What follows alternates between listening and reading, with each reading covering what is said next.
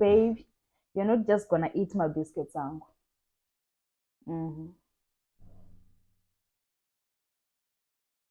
And then what?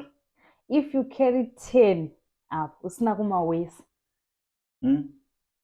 Obowaji. Asi ukasadako. Kunga 1. Aiwa. 10 Aiwa. Let's do it. Like how? And urkundisi contestant egg. Aumbogoni. True. Let me change spoon. Why are you perfect? You are being perfect. Let's change spoon. Aiwa, this spoon is too big, sir. This spoon can do it. Use this one. Wait. Use this one.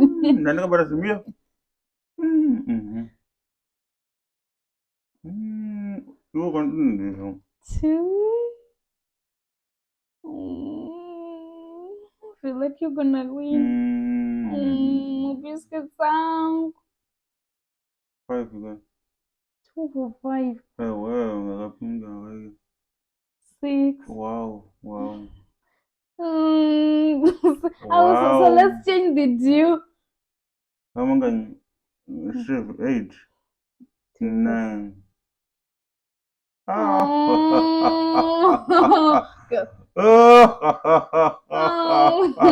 biscuit. Let's change the deal. So if it okay. My biscuits acho. Kuta say? Anonyatsogara. Angachida akatikorei. I thought maybe this could feature. Uchirita say? We won't do that. Let me try it alright. Ngisho mabishira. This is one this. Chero Shaka game kako ndikupenga. Kasi kenitwa ni vanhu vaya vane vanobvunda bvunda. Sama biscuits acho. Utadzodo nedzevo vaspoon yako yakabhende. Taura sona nchita kuti 1. Taura. Kakadhara game kako. Mira uone pandakakariona game. Aiyo ngatisatarise kwakaona. Ngatoita zvimwe. Toita sei na? Game failed guys. Zvadhakwa. Musikana weka haana kana kukwana atitengesa mabhisikitsi kuti tiite chigame chake chekunyepa.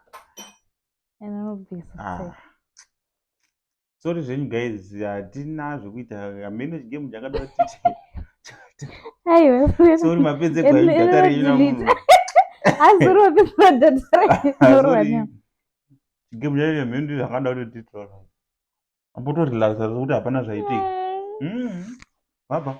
Mira sa, mabhisikitsi acho aramba